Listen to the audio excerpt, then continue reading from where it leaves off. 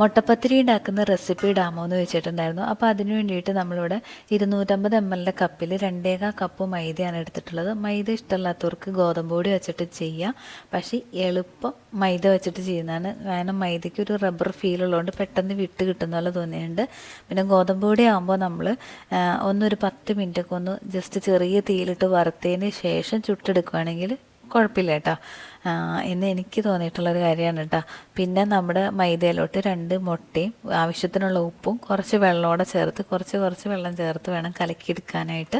എന്നിട്ട് ഈ ഒരു പാകമൊക്കെ ആയി കഴിയുമ്പോൾ ഒന്ന് റെസ്റ്റ് ചെയ്യാൻ വച്ചതിന് ശേഷം പിന്നെ നമുക്ക് ആവശ്യത്തിനുള്ള വെള്ളമോടെ ചേർത്ത് വീണ്ടും കലക്കിയെടുക്കുകയാണെങ്കിൽ ഒട്ടും കട്ടിയൊന്നും ഇല്ലാതെ തന്നെ കലക്കിയെടുക്കാൻ പറ്റും. പിന്നെ വേണമെങ്കിൽ മിക്സിയുടെ ജാറിലൊക്കെ അടിച്ചെടുക്കുക കേട്ടോ. പിന്നെ നമ്മൾ ഇതൊന്ന് ഈ മാവിന് ഒരു മണിക്കൂർ കുറഞ്ഞത് ഒരു അരമണിക്കൂറെങ്കിലും റെസ്റ്റ് ചെയ്യാൻ വച്ചിട്ട് ചുട്ടെടുക്കുകയാണെങ്കിൽ കുറച്ചുകൂടെ നല്ല ഹോൾസൊക്കെ ഉള്ള പെട്ടെന്ന് വിട്ട് കിട്ടുന്ന മുട്ടപ്പത്തിരി കിട്ടുമെന്നാണ് എനിക്ക് മനസ്സിലായിട്ടുള്ളത്. പിന്നെ നിങ്ങൾക്ക് എന്തെങ്കിലും ടിപ്സൊക്കെ അറിയാമെങ്കിൽ പറയണം കേട്ടോ. പിന്നെ നമ്മുടെ നല്ല മയക്കിയ മൺചട്ടിയിലാണ് പെട്ടെന്ന് വിട്ട് കിട്ടുക. അതുപോലെ തന്നെ നന്നായിട്ട് ചൂടായതിന് ശേഷം വേണം മാവ് ഒഴിക്കാനായിട്ട്. പിന്നെ ഈ ഒരു ചട്ടകം എൻ്റെ അടുത്ത് ആരോ സൂപ്പർ എന്ന് പറഞ്ഞിട്ടുണ്ടായിരുന്നു കേട്ടോ മുമ്പ് ഞാൻ കാണിച്ചപ്പോൾ. ഇതെടുത്ത് ഉമ്മ മീൻ പൊരിക്കാൻ വേണ്ടിയിട്ട് എടുക്കുന്ന പണ്ടത്തെ ഒരു ചട്ടകമാണ് കേട്ടോ.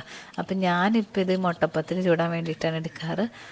അപ്പോൾ ചില സമയത്ത് ഇന്നിപ്പോൾ ഞാൻ ശരിക്കും 1 മണിക്കൂറൊന്നും വച്ചില്ല കേട്ടോ, പെട്ടെന്ന് ചുടണ്ട വന്നുകൊണ്ട് എന്താ പറയുക ഇത്തിരി വിട്ട് കിട്ടാൻ പാടുണ്ടായിരുന്നു. അപ്പോൾ ഈ ഒരു ചട്ടകം അങ്ങനത്തെ സമയത്തൊക്കെ നല്ലതാണ് കേട്ടോ നമുക്ക് ഇങ്ങനെ ചുട്ടെടുക്കാനൊക്കെ ആയിട്ട്.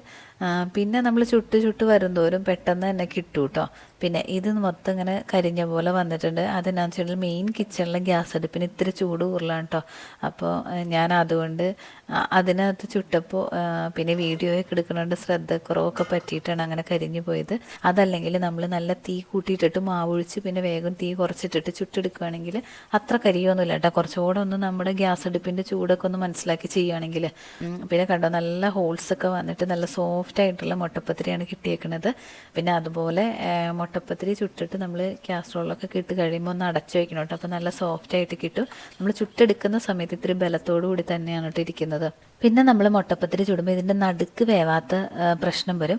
അത് കൂടുതൽ മാവൊക്കെ ഒഴിച്ച് കഴിഞ്ഞാൽ അങ്ങനത്തെ പ്രശ്നം വരും കേട്ടോ. അപ്പോൾ ഒരു തവി മാവൊക്കെ ഒഴിച്ചിട്ട് ഒരു മീഡിയം വലിപ്പമുള്ള തവിയിൽ ഒരു തവി മാവൊക്കെ ഒഴിച്ചിട്ട് വേണം പരത്തിയെടുക്കാനായിട്ട്. പിന്നെ എല്ലാവരും കഴിച്ചൊക്കെ കഴിഞ്ഞ് നമുക്ക് ബാക്കിയുള്ളത് കരിഞ്ഞതൊക്കെ കിട്ടുമല്ലോ. അപ്പോൾ അതുകൊണ്ട് അത്ര ഭംഗിയൊന്നും ഇല്ലാത്ത മുട്ടപ്പത്തിരിയാണ്. പിന്നെ തേങ്ങാപ്പാലും ശർക്കരപ്പാനിയാണ് ഞാൻ കൂട്ടാറ്. ഇവിടെയുള്ളൊരു പഞ്ചസാരയുണ്ട്. ഇതാണ് എനിക്ക് ഏറ്റവും ഇഷ്ടപ്പെട്ട കോമ്പിനേഷൻ.